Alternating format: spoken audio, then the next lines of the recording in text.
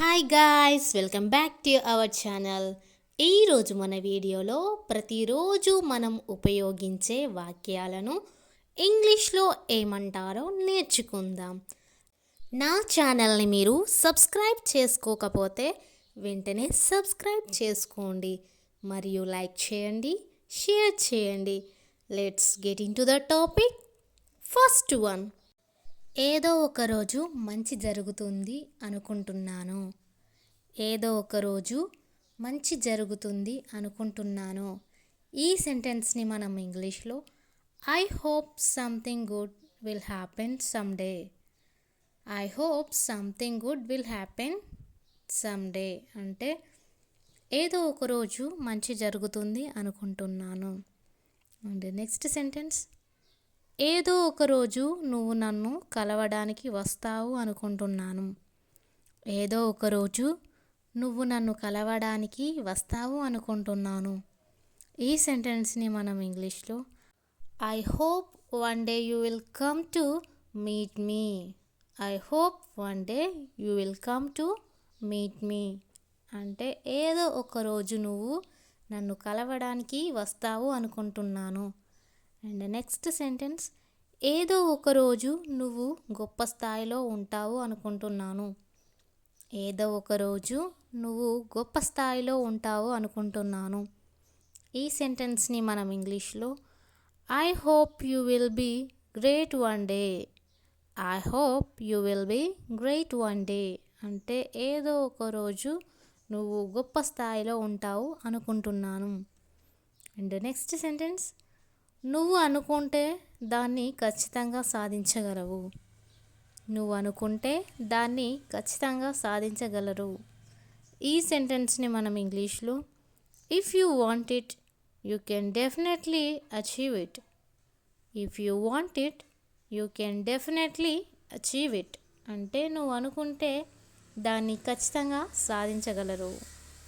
Next sentence, నువ్వు అనుకుంటే వాళ్ళని ఇక్కడికి రప్పించగలవు. నువ్వు అనుకుంటే వాళ్ళని ఇక్కడికి రప్పించగలవు. ఈ సెంటెన్స్ని మనం ఇంగ్లీష్లో you can bring them here if you want.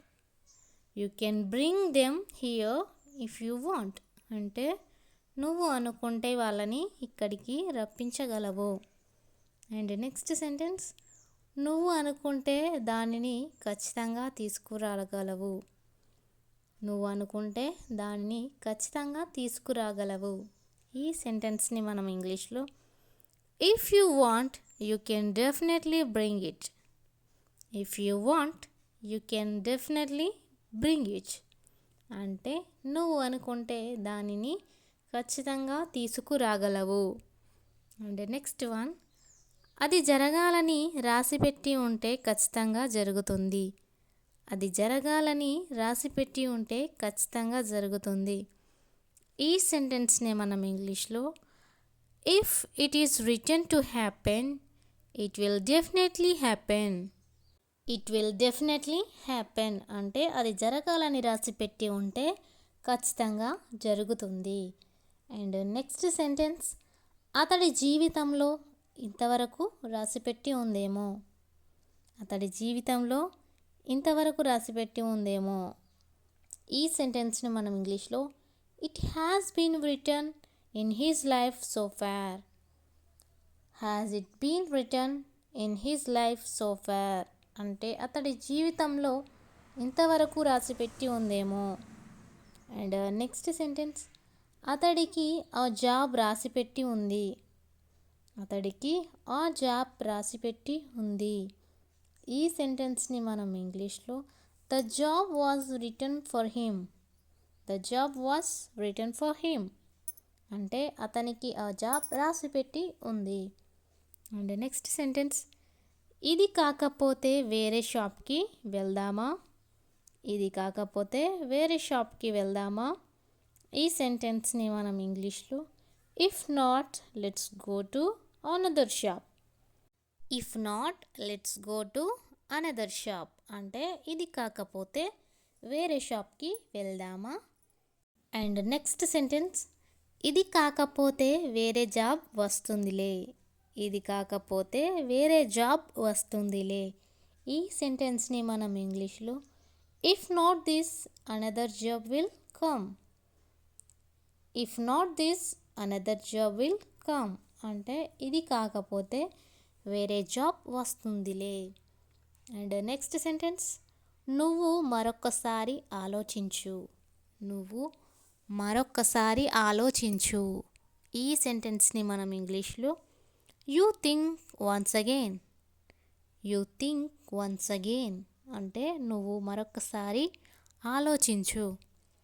And next sentence, మీరు బాగా ఆలోచించి నీ నిర్ణయం తీసుకున్నారా. మీరు బాగా ఆలోచించే నీ నిర్ణయం తీసుకున్నారా. ఈ సెంటెన్స్ని మనం ఇంగ్లీష్లో you have made A well thought out decision. You have made A well thought out decision అంటే మీరు బాగా ఆలోచించే నీ నిర్ణయం తీసుకున్నారా.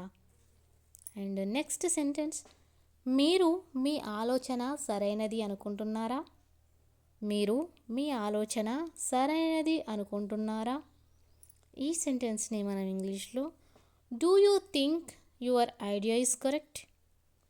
Do you think your idea is correct అంటే మీరు మీ ఆలోచన సరైనది అనుకుంటున్నారా. అండ్ నెక్స్ట్ వన్, చాలా బట్టలు ఉన్నాయి ఉతకడానికి. చాలా బట్టలు ఉన్నాయి ఉతకడానికి.